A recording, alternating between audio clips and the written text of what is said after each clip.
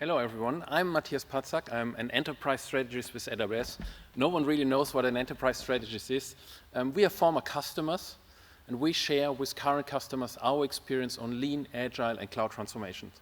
I was CTO of AutoScout24. I'm also an enterprise Kanban coach. Sometimes in my career I got this certification. I'm also a flight level Kanban certified trainer for whatever it's worth. But actually, today I'm talking about Portfolio Kanban, loosely coupled and highly aligned.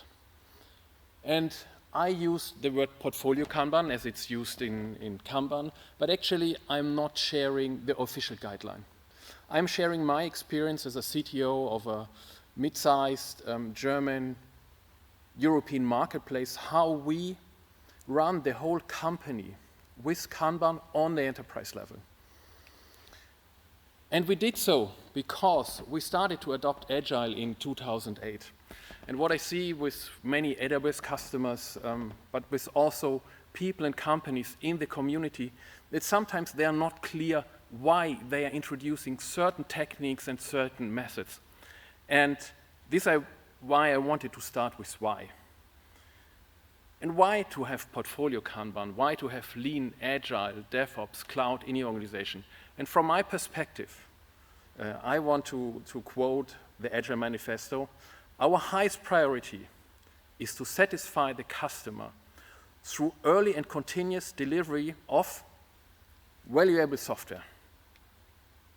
Or to make it easier, and what is also stated in the Agile Manifesto, the primary measure of progress is working software.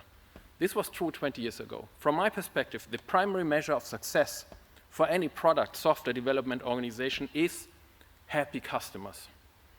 And if you want to introduce any methodology or technology in your organization, and you want to convince your management or your leaders in your organization, no founder, no investor, no CEO wants ever to talk about any lean, agile tech buzzword. They're not interested in DynamoDB. They're not interested in serverless. They are not interested in Kanban. So what is their language? What is top of mind of any CXO? The first thing is outcome. It's not output, how many features you deliver. It's outcome. Actually, it's business value. The second thing is speed. How fast are you as a tech organization to deliver these outcomes to your customers? The third thing is quality. Actually, most of the time, quality is just interesting when it's missing. So work carefully that the quality is not missing. We are also interested in attracting and retaining talent, so motivation is very important in your organization, and they're always important in growth. When I got my first CTO position, the CEO said to me, what I want from you, and it was a German startup, I want scalability. Scalability for my business, scalability for my organization. And so, as a CTO, as a leader in any organization, and from my perspective, any person who wants to drive change is a leader. You need to combine people, process, and technology to deliver business value. It's always interconnected. It's not just about the people and the culture. It's not just about the ways of working. It's not just about technology. And to deliver business value, the tech community came up. I just wanted to say 20 years ago, but this is not true. I started to read books about the effects, even as it was agile, in the 90s with the books from Tom DeMarco, for example, Peopleware, or his other books. But the secret sauce of more than everything to deliver fast and reliable is autonomy. So we pushed autonomy as a secret sauce in our operational model to become faster. And actually, we talk about the autonomy of teams. And from my point of view and my experience, and I would have loved to discuss this with you in person, the smallest cell in your organization are your teams. And at Amazon, we call them the two pizza teams. And the two pizza team is our indicator for size, because we say no team should be larger that you can feed it with two American-sized pizzas. And I added my definitions, my characteristics to this smallest cell, to this team, to these charts.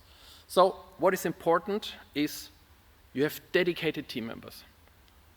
No team member is working on anything outside of the team. They're just dedicated to the team, and this team has dedicated responsibility for a certain area of your value stream of your product. The second thing, the team members have all cross-functional skills that are necessary to deliver outcome from idea to impact, not from our team committed to something in our backlog and then we shipped it to quality assurance. It's from idea to impact. From a size perspective, team topologies recommends 5 to 9 persons. From my experience, 5 to 11 can also work. And I would rather have a larger team, but having not all roles in the team that you really need to deliver from idea to impact. The people that you have in your team should be T-shaped. So they should have a very deep experience in a certain skill. But they also should be able to work on everything else that is necessary in your team and what is currently top priority on your backlog. Because, and this is the point number 8, effectiveness, working on the right things is much more important than efficiency. And with T-shaped people, you can put everything with the saying, all hands on deck, on the most important item on your backlog. The teams are self-organized and autonomous, for sure, in the boundaries of the competencies that they currently have and the boundaries of the wider organization. For example, your macro architecture and your technology stack. Such a team should also have a healthy ratio between internal and external developers. At AutoScout, we had a split between 70 and 30. We said 70% of the staff should be internal, 30% should be external.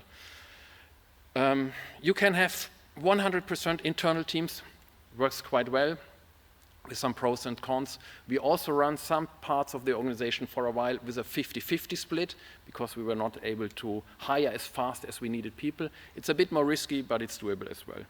You also need a healthy ratio between junior and senior people. Every organization I talk to has a shortage of skills. And what are some organizations doing? They go to universities and hire junior. But who should train the juniors? So having too many juniors in the team is not really healthy. The teams at AutoScout and at modern organization also applied the most advanced version of DevOps, which is you build it, you run it. So the team, this cross-functional team, builds and runs the products. What is also important, that those teams, they measure certain criteria, their outcome, their speed, namely cycle time, throughput, their quality, their motivation. They observe what is going on in the rest of the organization and they reflect on their behavior, their ways of working and their outcome. And then they optimize. And my preferred ways of working is Kanban for making things happen. So we have a 2-pizza team and this 2-pizza team is autonomous. But actually, many cells make an organization. And so in this example, we have the checkout team. It's an e-commerce organization. They have a website and they have a mobile app for buying clothes or cars. But every website or every e-commerce organization also have a back end, fulfillment organization or a retail organization, the organization that buys materials, that sells materials, that handles the stock, that handles the returns. You also will have some teams about your corporate IT, handling your laptops, your office network, all the other systems that you have. The organization also have a small data organization and an organization for infrastructure. And for sure, we have a marketing department, we have a legal department, we have a finance department, and we have leadership. And leadership, in my example, has set a North Star. The direction, a vision, and a purpose for the organization, what is important. And now we have our autonomous checkout team. And the checkout team has to work on an epic. And we're an advanced product organization, and it's just their epic. But actually, in most of the organization, even the most agile ones, it's not as easy as this. Because the checkout team needs another web team. The web team needs to align and get features from the marketing team. And as marketing is just a bunch of 27 people, it's not really with a structure and 157 software as a service tools, it's more complicated to interact with them. The checkout team also needs 2 teams out of the retail and fulfillment organization. 1 team of the retail team also needs advice from legal, because we are changing something in the terms of condition. And the other retail teams needs a data team. This data team needs another data team. And because they have to change something in the infrastructure, they need an infrastructure team. So just for this one epic, we have dependency to 9 other teams. And the other teams, they have their epics as well. And as they are autonomous, each product owner of those teams runs and maintains their own product backlog, prioritized and probably aligned with the chief product owner or even the CEO.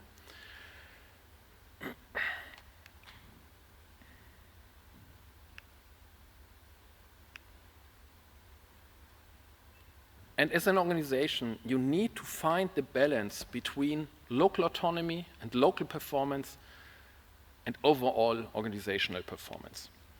With increasing autonomy, the performance of the teams increases.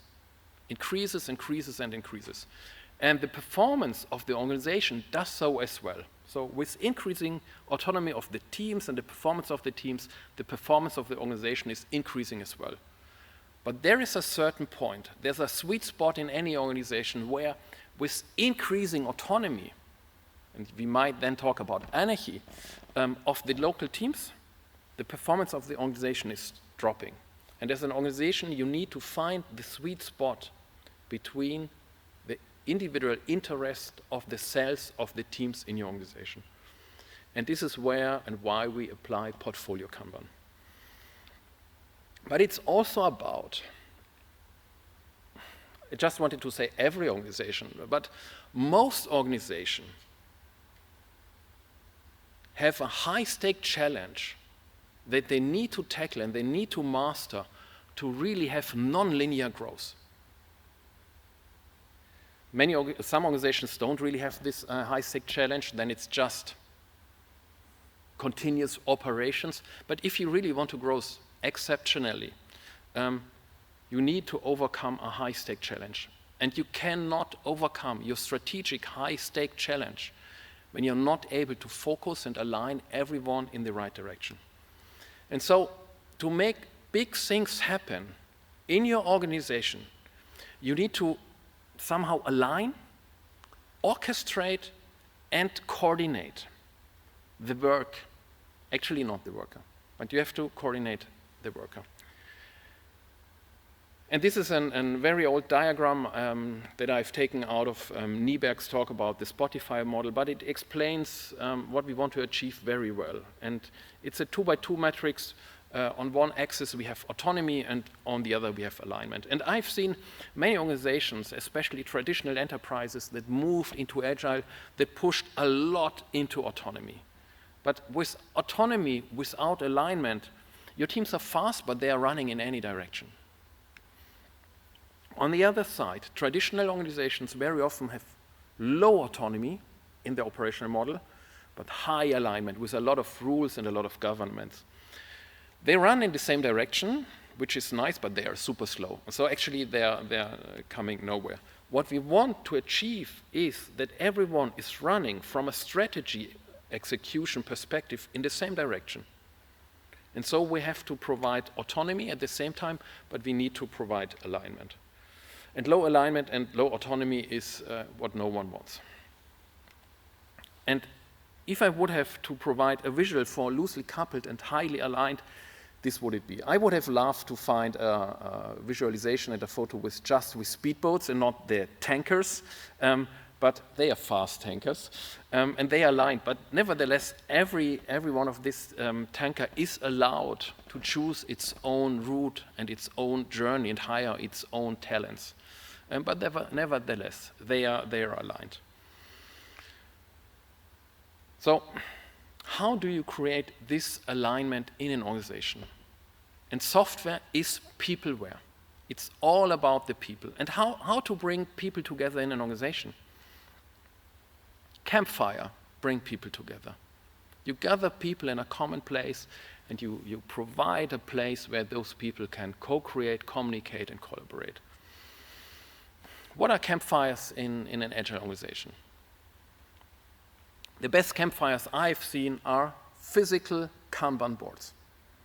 And this is a draft I'm going to talk about later about the Kanban board that we used at AutoScout for a longer period of time to really drive our organization.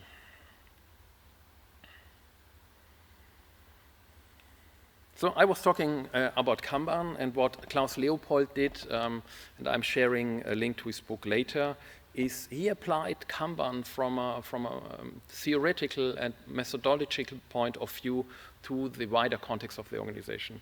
And he talks about 3 flight levels. And flight level number 1 is where most of us are applying Lean, Agile, Scrum, Kanban practices for several years. It's the operational team level where delivery teams manage their day-to-day work. And in flight levels, actually, it doesn't really matter if the teams do Scrum, Kanban, or Waterfall. And this is true at Amazon as well. So when I joined Amazon 4 years ago, I was really curious on what is the actual software development process of Amazon. And then I tried to find it. And there is not a single one. Whatever methodology you find out there, a team at Amazon is using it. Plus, probably 57 or 157 other methodologies they invented themselves. So at Kanban flight level, it's totally okay to have every method that works for the team. Flight level 2, it's about the coordination. This is where organizations coordinate the teams from idea to impact. It's just about managing the dependencies. We have dependencies. We have to reduce the dependencies as much as we can, but we cannot come down to 0 dependencies. So we have to coordinate and align. And flight level 3 is the strategic portfolio. It's the view out of space on Earth where you see your strategic landscape with a map. This is where Wardley mapping can help. And this is where management teams make strategy happen. Coming up with a strategy is super easy. You just hire McKinsey or you go to an offsite and then you come back with 150 PowerPoint slides. But executing this strategy in a large organization, this is really tough. So I provided this sample organization, and it's a quite easy organization. It's just 30 teams, probably 200 and 300 people. And the question is, who must participate in the campfire? And so not everyone can participate, so they have to send delegates. I would prefer to have cross-functional delegates. Very often when I ask organizations who would be the delegates, the first answer is the business people. Yeah, but what if we want to discuss technical issues? So you need to have cross-functional delegates. They need to have a generalist overview. They need to be experienced, so senior subject matter expert or senior leaders in your organization. And you need to have a diverse perspective in the people that are attempting the campfire. Because you want to have healthy discussions and healthy conflicts to really execute fast on your strategy. And as I said, the core of every strategy is to tackle high-stake challenge. And this is why it is important that you have the right people in this campfire and that these people are able to make decisions. So the variant number 1 is you send a delegate from each team. In my organization, or in the example organization, we would have 30 to 40 people showing up on a weekly check-up meeting or in a quarterly strategic meeting. 30 to 40 people out of a 200 to 300 people organization is doable, but very inefficient. So variant 2 would be you send delegates from each area or each domain. This would be then 30 people. And do we really need people from marketing, legal, finance? For sure we need the people from leadership, but from infrastructure and the others? Probably not. So as you have in your domain-driven design a core domain and you have secondary domains, it's totally valid that you also, when you bring people to the campsite, that you say, we have some core domains, And these are people who really need to show up with responsibilities and with decision authorities, while you have other people in this campfire who are just there for the information. At AutoScout, we wanted to have delegates out of each domain, and these were probably 20 people, and we were a larger organization. But actually, in this meeting, 44 people showed up in average. It was a large space because it was the place where we made decisions, where we had discussions and then decided. So many other organizations were there, for example, legal and finance, because they said, yeah, this is where you're making decisions. If you want to know what you have decided on switching budget, swapping budget, this is the place where we would know. So sending delegates is a good idea, but one delegate from each domain is not really cross-functional. So another variant would be you send IT and product people. So you always send a couple out of your core domains. This would be then 18 people, and not all of them really having an active part, because just your core domains would decide, debate, and discuss, while the non-core domains would just listen. And this second variant might also result in flight level 2 sub-portfolio Kanban, because the delegates that you send, they need to have the information.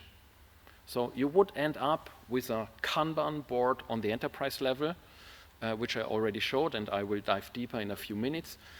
But for getting the real insights, what's going on, the core domains, the web, the retail, the others, the data, the infrastructure, they manage their efforts with flight level 2 Kanban boards. When you introduce such a Kanban board and when you start discussing about, don't boil the ocean. Face uncertainty, it's not clear. You bring people together onto the campfire to align and discuss, but observe, orient, decide, and act, and just in the right direction, but decide fast, and you can change the direction that you made in this campfire. What is important is that you have a cadence.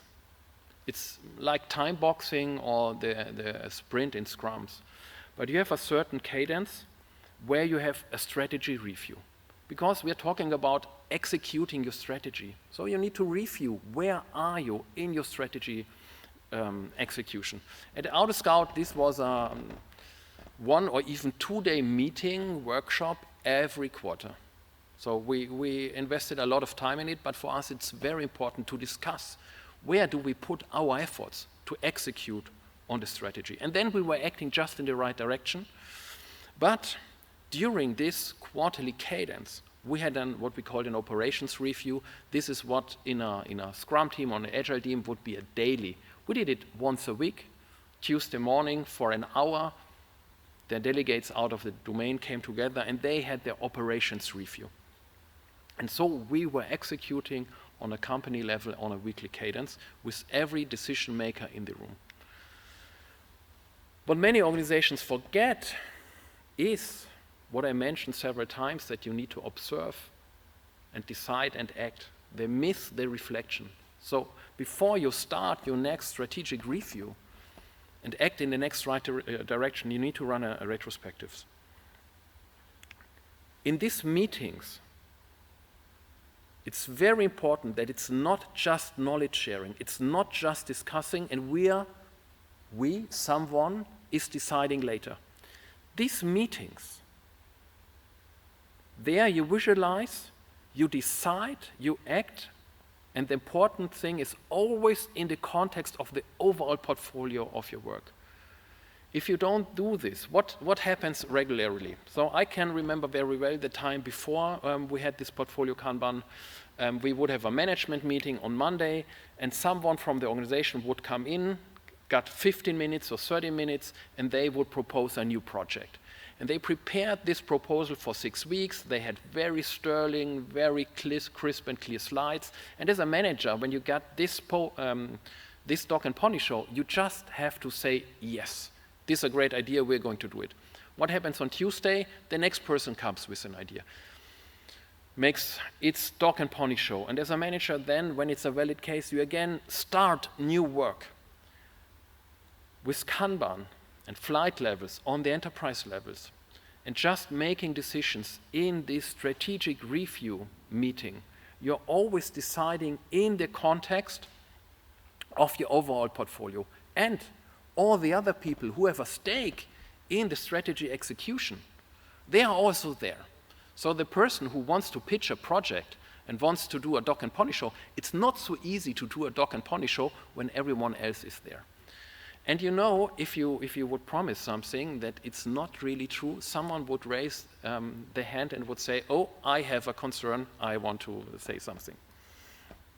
And this is why just having this strategic meeting where you decide and where you share in the context of the portfolio is very important, and it's reducing this fast decision making, is reducing the cycle time on the strategic level.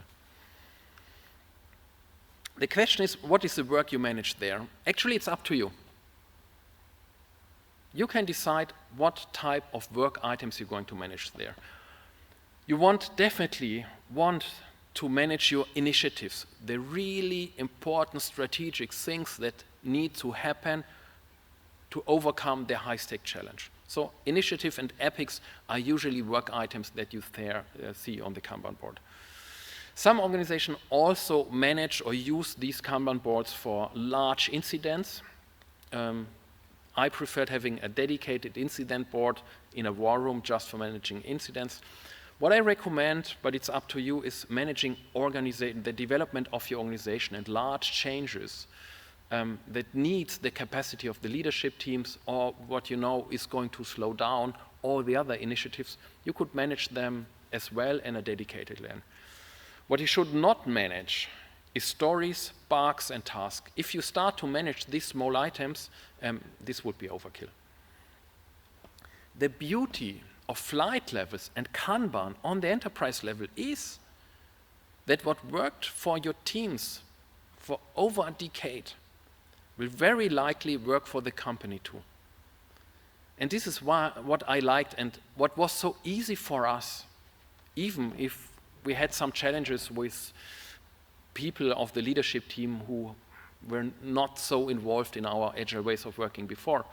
But what we have learned from a mechanic perspective, from a method perspective, but also from a psychological perspective, and how to facilitate meetings, how to run meetings, how to convince people, it all worked very well also on the enterprise level. So just take your Kanban guide, take your Kanban learnings, take your Kanban coaches, and apply cautiously the learning that we made as a community for over a decade on the enterprise level. So now I'm going to dive deeper in the enterprise Kanban board that I proposed. So those were the just 5 columns that we used. I do regular reviews with other organizations, and I had a review with a bank, and they brought me up in a room, and it was a 6-meter wall, and they had probably 27 columns, from idea, business case, solution architecture, budgeting, a lot of columns and steps that were necessary in the organization.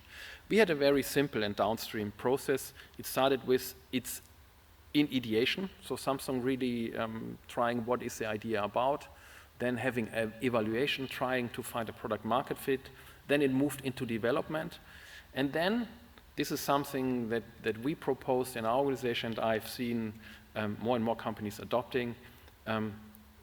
After development, the next column is not done. And this is what you see regularly. We are done. We shipped it into production. We shipped it to a customer. And just imagine, we shipped it. Yeah, we pushed a feature to a customer, and we really don't care if the customer can use it. So in our organization, and we learned it the hard way, in 2011, 2012, we were able to release 12 times a day on our Oracle database and on-premise data center. And we came from a monthly release, but our KPIs did not change. So we were shipping features, but we were not shipping value. And this was also the time when the Lean Startup book came out, where we applied this build, measure, learn thinking. And so we said, no, after development, we have to measure and we have to adapt. So we had A/B tested everything, and then we adapted and optimized in production. And we were done when we said, okay, we have impact achieved. And we learned that probably just a third of the features that we carefully prototyped and ideated were really delivering business value. The other third did not change anything, and the other third was harming other KPIs. And then you can visualize in your process your current work items. And even with this visualization, as you can do with a Scrum team or with a Kanban team, just by passing this enterprise Kanban board, very often you can see issues in your working flow. So as an additional item, what we had is each column was a strategic initiative. And these columns, each line was a strategic initiative. And these lines were not ordered by alphabetical order or by date. They were ordered or even ranked by priority. So the most important initiative from a strategic perspective was on the top, and the lowest was at the end. And this had several effects. The most important was if someone was waiting on someone else, and this happens all the time, it was a pretty easy exercise. We went in front of the board and then we asked, okay, where's your initiative? And the people were showing at line 14. And then I said, okay, and you are dependent on which team, which initiative? And then they pointed on number 3. And I said, okay, it's pretty easy. You're 14, they are 3, so you wait. What you also can see in the example that I've shown here, you see that the priorities here at the bottom, they are more advanced than the most important initiatives here. So the most important company priority initiative is just in development, while number 4 is already in measure and adopt, and the same is true with the others. And this is some of the visual effects that we observed while having this physical Kanban board. In my experience with most of the digital boards, they just hide this effect. What we also had on our boards was the domain strategy. I said every quarter we would reflect on what is the actual strategy of the domain and are we on the right direction. So we had a one-pager on what is the strategy on this board. Because in some discussion it was very easy then to go to the domain strategy PowerPoint slide and said, but actually we wanted to achieve this and this, so please stop the discussion because we decided this is a strategy. And for sure, we had KPIs and OKRs reporting on the board as well.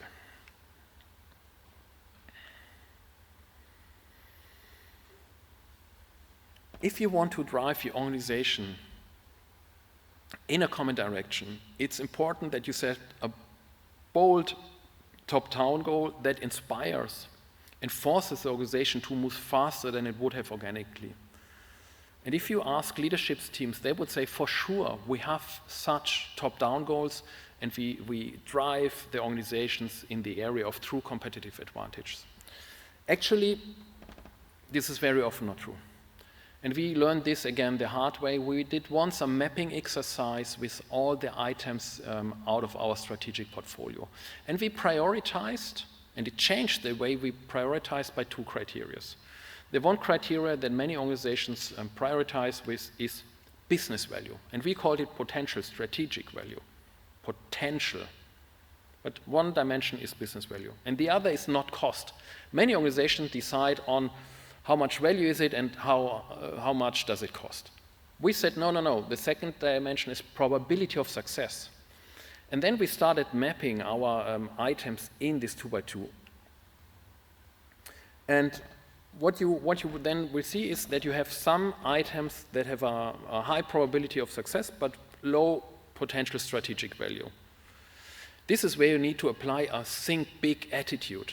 You need to try to find ways to increase the strategic value of this organization by a different pricing strategy, by a different rollout strategy, whatever it is. You will also find initiatives in your organization that have a high strategic value but low probability of success. You do not start to execute and implement these initiatives. What you need to do is you need to do ideation and experimentation to increase the probability of your customers adopting this initiative. If you have items with low probability and low value, you just kill it. You just kill it. And what we want to have, but these are very rare, are initiatives that have high probability and high strategic value. when we did the exercise in our organization, this is what I see in many organizations, is they have a lot of initiatives with high probability but low business value, because everyone is taking a safe bet. And this is okay, just shipping features in time, in budget, in quality. But this does not really help. What we actually want is, we want the right mix, the right portfolio out of initiatives with high probability of success, maybe low business value. This is a table stake features, these are just maintenance feature, but we also need to have some big bets in the organization. The high stake challenge with which you can really make a competitive advantage. Many organizations claim that they are slow. And if you want to be twice as fast, and this is possible, there are case studies out there, sometimes they are even older than 10 years.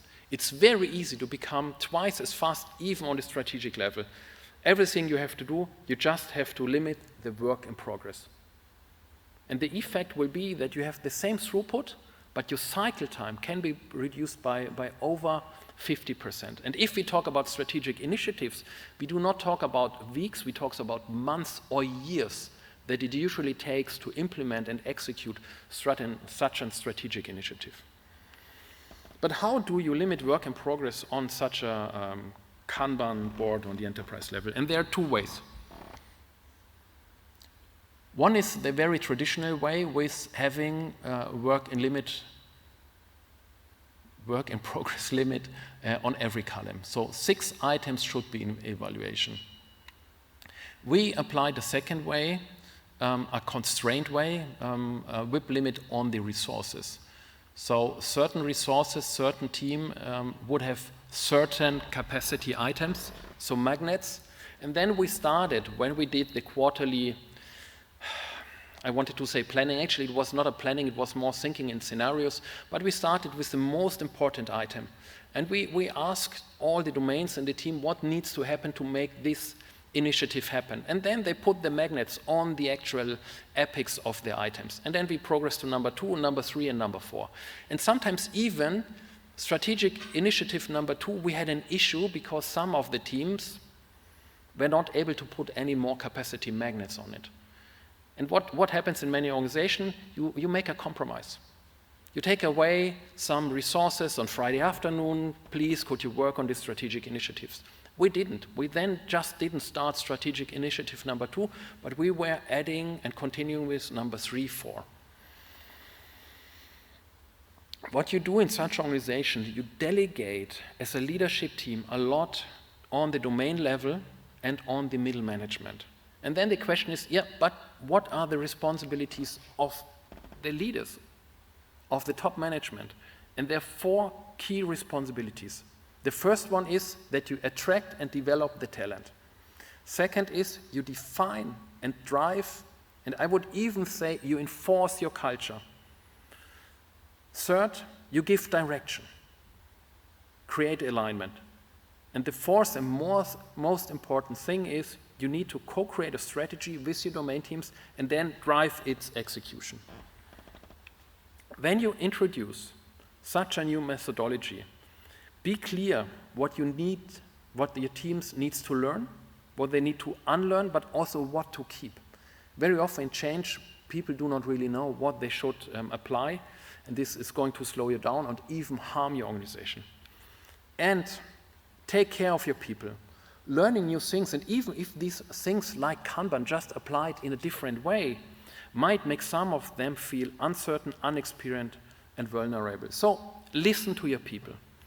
And never forget, our highest priority is to satisfy the customer through early and continuous delivery of valuable software. If you want to dive deeper in this topic, I recommend 3 books: Team Topologies, Sooner, Safer, Happier, and Rethinking Agile from Klaus Leopold, who actually invented the flight levels. I would have loved to have Q&A live session in this talk. We will have a Q&A session, awesome.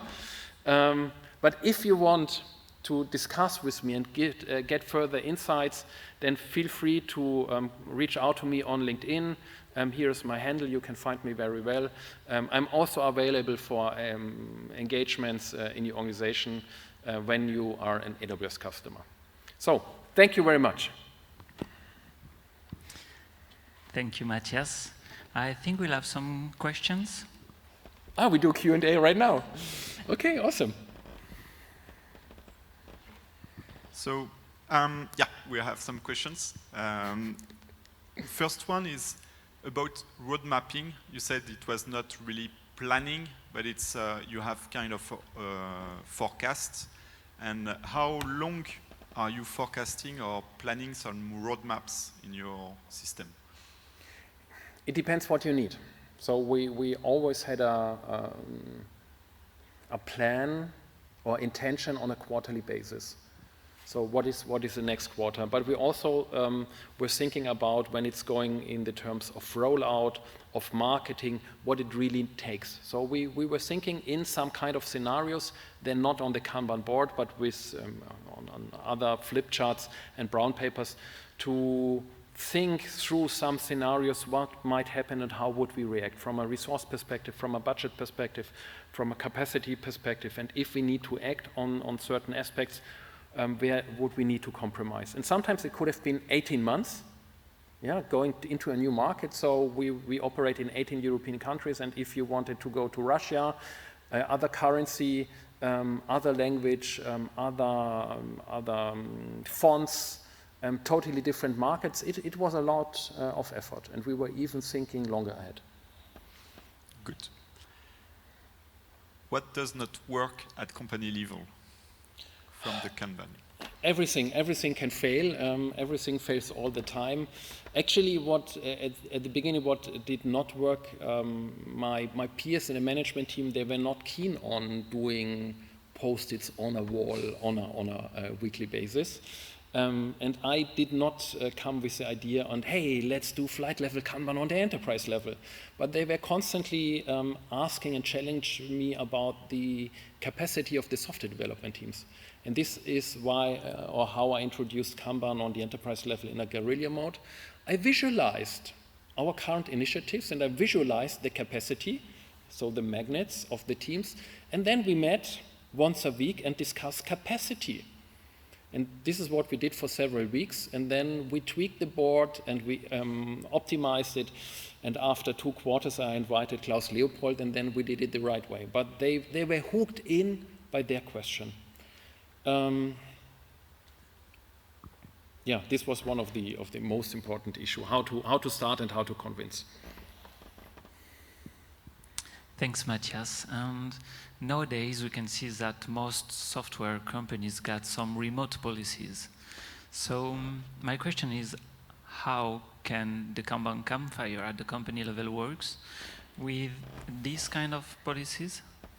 And if you get any tips on if it works online, do you have any tips on it? I'm not a big fan of online, having these campfires online. From my perspective, there are 3 types of work in an organization, and these 3 types of work need 3 different environments. The first thing is focus work. And focus work very rarely work in your company facilities. So having focus work, having an individual contributor really in deep, thinking about something, why not have these people do it at home? If this person believes it's done at home as best. If this individual contributor wants to do pair programming in the office, then why not? But the second type of work is collaborative, creative work. And this is, from my perspective, strategy execution on a Kanban board is very important. It's a creative work where you need to see nuances in behavior, in the faces, in the communication. And this is worth asking people to come in an office once a week, once a quarter for a whole day to have this creative co-creation in a group. So you need to find ways of working where they can have their own time, self-organized, but where also a group for fast decision-making comes together. And the third type of work that I perceive is not actually work, but socializing. So organizations need to have working space for focus work, for co-creation, but they also need to provide office space that looks like a Danish or a French coffee, or a living room where people can just socialize. Good. So thank you, Matthias. We'll take some more questions and we'll send them to you, and Cool. we can have an exchange on that. So it would be really, really good. And thank you for the talk, and see you soon. Yes, thank you very much. It was a pleasure.